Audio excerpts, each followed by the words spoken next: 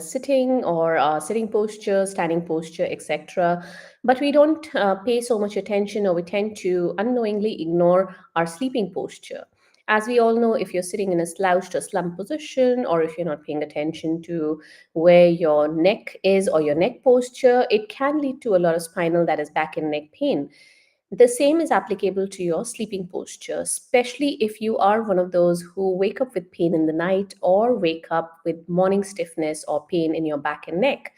All right, so today we're going to talk about sideline position. I will do another video about a good sleeping posture when you are lying on your back. So I'm going to address both of them.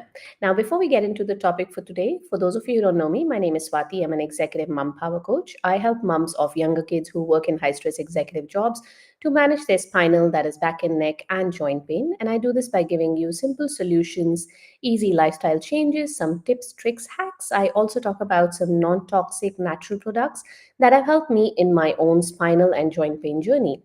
Now, I do all of this without taking away a big chunk of your time because, hey, we're moms, we're busy people, right? So, whatever solutions I tell you, they can be easily implemented into your existing daily routine. All right, so let's get back into how can you maintain a good posture when sleeping in a sideline position. Now, the very first thing is when you are, let's start from the top. So let's look at your neck. When you're in a sideline position, try and use a pillow. Now, if you're one of those who use a very thin pillow or you do not use a pillow, you can make a gradual transition.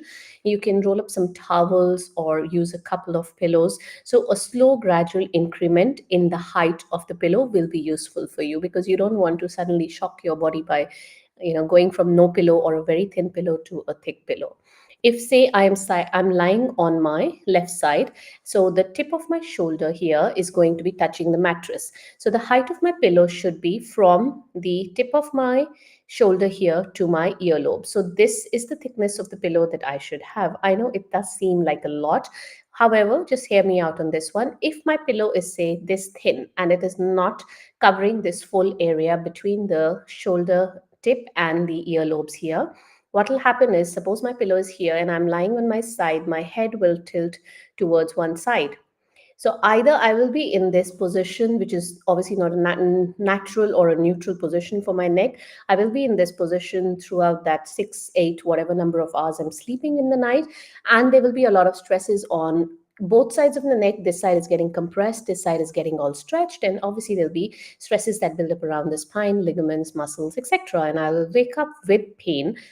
Another thing that I would possibly do is try and put my hand under my head. So, if you're one of those who sleep with your head supported by your hand, or you put your hand or arm under the pillow, remember it might be that you're trying to compensate for that lack of pillow height or an improper pillow height and trying to keep your neck in a neutral position.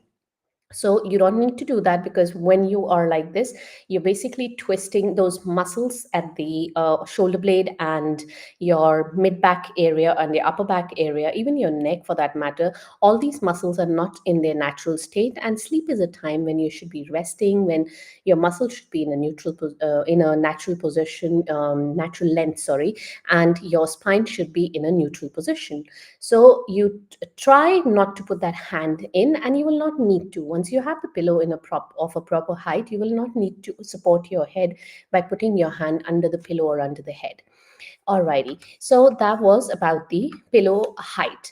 Now, sorry, yeah, if another thing that some people have is they suffer from neck pain and also nerve pain when they don't have a proper pillow height and they're side in the sideline position.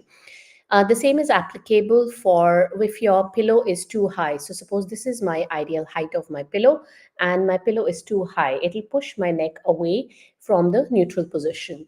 So same problems can occur again. Now, if any of the nerves, because I talked about the stresses around the spine, ligament, muscles, etc., any of the nerves that exit the spine and travel through those muscles and these areas of the upper and mid back area, they get pinched or irritated. You can have nerve pain going into your arm, forearm, and even into your hands. So it is very important to get a proper pillow height. Proper height of the pillow. Now, Let's move down a little bit. Now, if you are one of those who are sleeping in your sideline position, it is a good idea to observe the position of your legs when you're sleeping. Now, there are two kinds of postures that you might have lower down in the legs. One is where your knees are stacked on top of each other. Now, when your knees are stacked on top of each other, if you observe your thigh bones, they're sort of merging towards each other and they're not parallel to each other. Now, when the thigh bones are parallel or your thighs are parallel to each other, that is the neutral position for your hip joint. And when your hip and pelvis is in neutral, there is less stresses that build up on your lower back as well, because there are a lot of connecting muscles between your hip, I would say rather your thigh, especially the upper part, and the pelvis and the lower back. So if you don't keep your thigh bones in a neutral position, you will tend to have some stresses that build up around your lower back as well. Again, leading to back pain and possibly nerve pain down into your bottom and legs. Now, if you lie down on your back and you fold your knees so that your feet are placed on the bed. Look at your thigh bones. They will be coming. So, suppose these are my thigh bones, they will be coming towards each other. Now, place a pillow between them so that they are actually parallel to each other. Now, when they are parallel to each other, this is the height of the pillow that you need between your thigh bones, or I mean, between your thighs. Now, go into a sideline position with that pillow placed between your two thighs. This is how you should be sleeping if you sleep with your legs stacked on top of each other. If you're one of those that crosses the upper leg over and keeps it on the bed and not stacked up on the lower leg, you should keep a bunch of pillows or a stack of pillows on the bed so that your upper leg, when it crosses over, it's actually sitting parallel. It's lying parallel, not sleeping, sorry. It's lying parallel on the bed. So if this is the surface of the bed and this is your upper leg, they should be both parallel to each other. Alrighty, so this will put your lower back under minimal strain and you will be able to get a more neutral position of your legs and your back. Another thing I just want to highlight here is try not to sleep on your tummy, because when you're sleeping on your stomach, the arch that you have, the natural curve that you have in your lower back gets exaggerated, and there is a lot of stresses that build up around your lumbar spine or your lower back and pelvis area. And if you have any pre-existing back conditions like disc bulges, stenosis, arthritis, degeneration, etc., you can flare that up. And also, if you don't have back pain, this will probably push you towards your first episode of back pain. So you don't want to take that chance. So avoid sleeping on your tummy. Now, if you're looking for more information on how to transition from if you're a tummy sleeper or one of those who sleep with their hand under the head, under the pillow, we did address that. But if you are one of those who sleep on your stomach and you want to transition into side lying or sleeping on your back, I have done a video, and I've done a couple of other videos on sleeping posture. You can go to YouTube and check out those videos. Just go to YouTube, type my name, Swati Prakash, sleeping posture or posture, and those videos will come up for you. If you can't find them, just message me and I'll send you the links. Alrighty, if you have any questions, any comments on this video, do let me know. I'll be happy to answer them for you.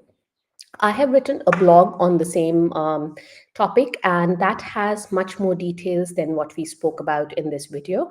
I will leave a link to the blog in the description of this video. And if you're watching me on Instagram, the link is in my bio. If you're watching it in real time, it will be one of the latest blogs. Otherwise, you'll have to scroll down and look for the blog. It is also called How Can You Maintain a Good Posture While Sleeping on your in a sideline position. Alrighty, I hope this was useful, and I'll